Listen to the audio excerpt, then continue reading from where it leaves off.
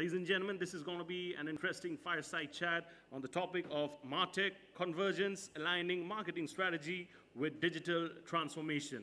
I'll repeat the topic for the fireside chat for you all once again. This is about Martech Convergence, aligning marketing strategy with digital transformation. What I'm going to be doing right now is I'm going to be introducing our honorable moderator, and then I'll be introducing our speaker. In the meantime, when they get the chair sorted, and then I'll request both of them to please kindly join me on stage together. Ladies and gentlemen, this session is going to be chaired by Lawrence Suchitha, Vice President Growth and Strategy India, and Ms. Lawrence is going to be joined on stage by Prashant Mathur, Vice President CXM Dentsu India. Ladies and gentlemen, can I have a huge round of applause for both of them as I invite them on stage? Thank you so much. Give them a bigger round of applause, please, if I may request. Thank you so much. Welcome to both of you. Welcome. And can we have the mics, please? Oh, yes, we do. All right, ladies and gentlemen, the stage is set. The first fireside chat is ready. I'm sure it's going to be full of fire. And over to you, sir. Thank you.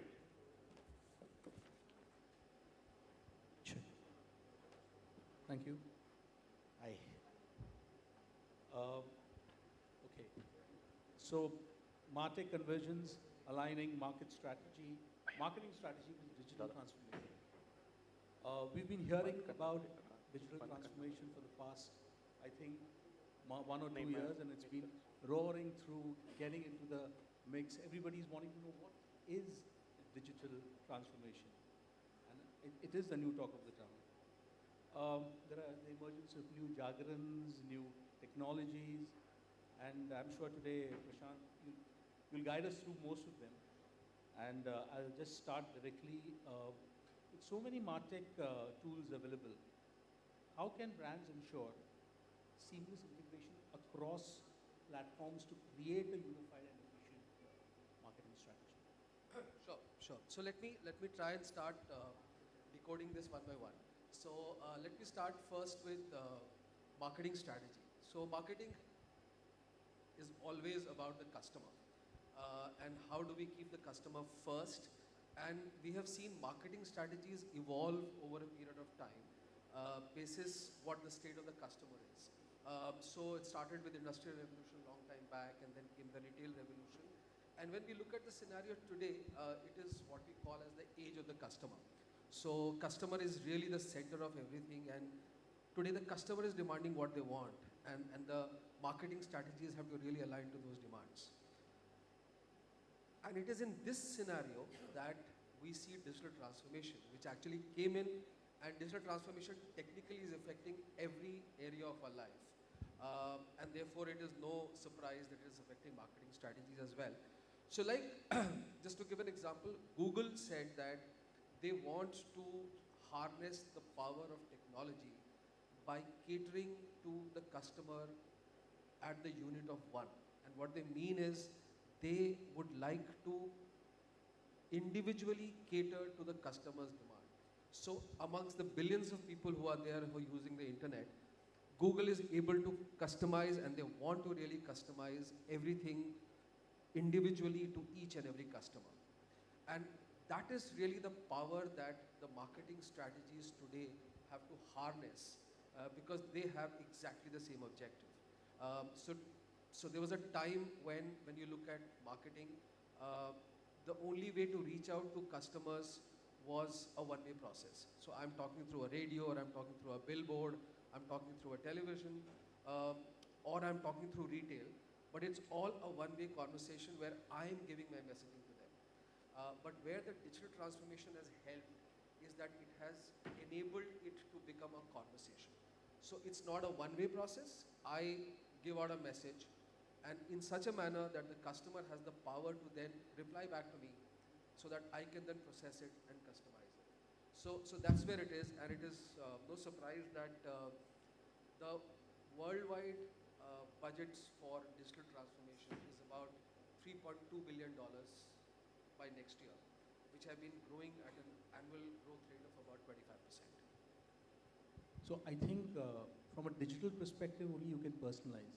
Otherwise, there is no other personalization happening with other mediums. I don't think so. They'll be as It is surely, yeah, it is surely definitely one of the best mediums to do this, because when we look at it, I mean, that's how it started. And you know, since you talked about unifying the customer journey, so it really started in parts. So the first thing that came up was probably a website.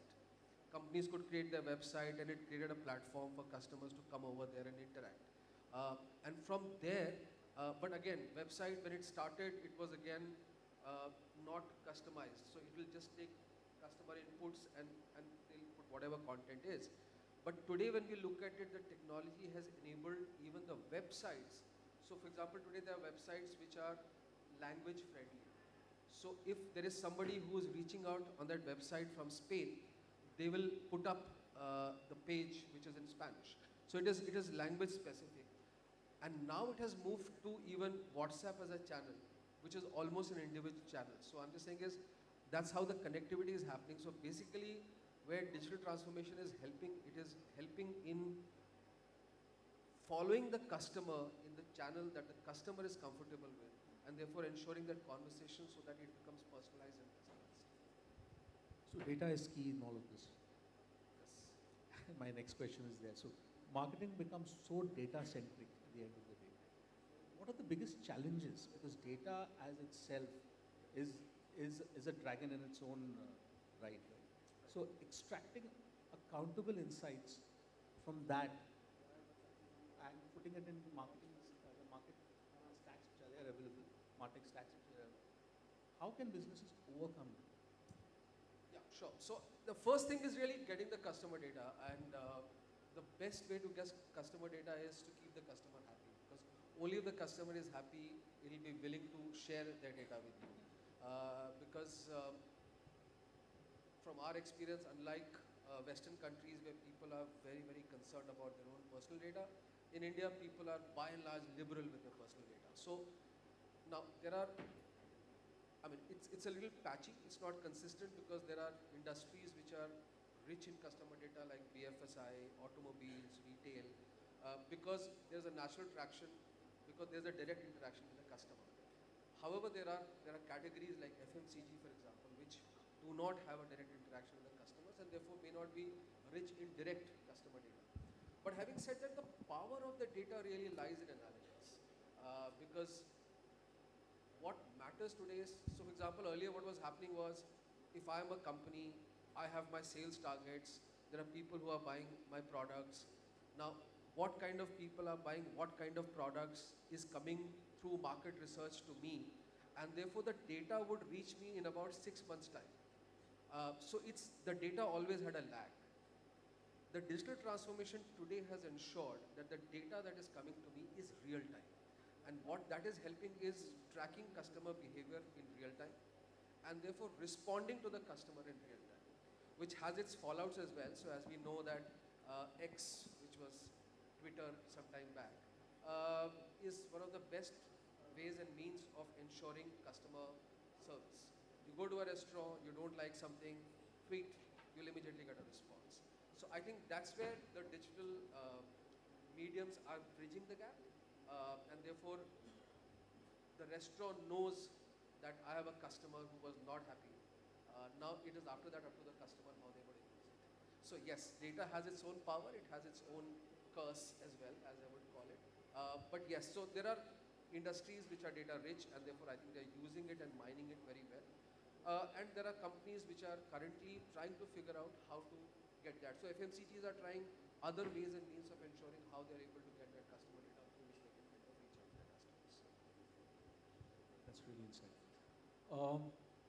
Other than Sorry, before I go, there's an example which just came to my mind. It's one of our clients' favorite examples. So in Maruti Suzuki, we had Mr. Prashant Mathur, in fact, who gave this example some time back, where he wanted to take the power of data to a level that when a customer's car is becoming due for service, he would like to map that particular event with a personal event. So for example, the customer could be a cricket fan, and if there is an IPL match which is coinciding with the date or broadly coinciding with the date of service, he would not just would like to invite the customer for the car service, but he would like him to invite for a match at the service center so that there is a bond which can be formed which is a little different. So that's the power of data. And, it is up to companies how they want to utilize it. Wow. Okay. Other than Martech, there's another name going around, a new jargon. It's been for some time, AI. AI and automation in Martech, right? So solutions, transforming marketing, and how does customer engagement, all of these put together, how can somebody who's sitting on the other end, the end where he's actually manning the robotic drone, as we call it, how can he optimize all of this? Sure. So, Going down to campaign level. sure. See, so artificial intelligence actually is like, I think the world is grappling with it, and it's currently divided into two parts where some people feel it's a problem, some people feel it's a great boon. I think the answer lies somewhere in between, and I think there are lots of talks which are happening about regulations. Of course, there are fallouts, but when we look at purely from the marketing perspective, it really relates to the point that I raised earlier about data. So what happens is currently, especially for companies which are generating a lot of data in real time, it sometimes become a little overwhelming to then process it in real time and take actions against that, because that's the real power of data. So level number one is artificial intelligence today is helping do that in almost real time. So we can have machine learning solutions which can take the data, learn from what is happening, and almost give solutions at an individual customer level. That's the kind of power. So, so that's one. I think everybody sitting here would be familiar with is really the chatbots that are being used today as an application of artificial intelligence. So, to me, that's really one of the most basic uses of AI, and some companies have thankfully started using it, and I'm sure more people will come. So that's where the power is. So when we look at the future of this whole thing, it is really going to come from artificial intelligence, or if that's a controversial word, I would call it machine learning. But I think how we're going to use that data, analyze it, and take customer-friendly actions in real time to get those customer preferences is where the whole thing will lie. And with the powerful tools that are available today, we are only limited by our imagination as to how we're going to use it. So we are ever evolving, right? Our industry is, at the end of the day, if we don't keep up, it's always going to run us over. At the end of the day, what next for, I know you just touched upon it with AI, but what next for the future of Martech and digital? Where are we going? So, okay, partly I covered it, which is really, I think the solution will lie in how are we processing customer data and responding using machine learning.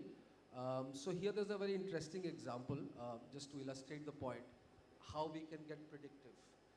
So, and apparently a lot of people swear that it's a real case study, is that there was this young lady who used to frequent a particular hypermarket on a regular basis, and she was doing it for many years. And she used to be living with her father. And suddenly one of the days, she gets this gift hamper from this hypermarket, hyperstore, which had maternity gifts in it. And she was really surprised that why am I being given maternity gifts? 2 days later, she did a pregnancy check and she realized that she was pregnant. So that's the power of prediction that machine learning can give you on the kind of behavior which you are doing, which you may not even realize it yourself. Scary, but true. Absolutely. Thank you so much, Prashant. It was really insightful. Thank you. Thank you so much. Thank you, everyone.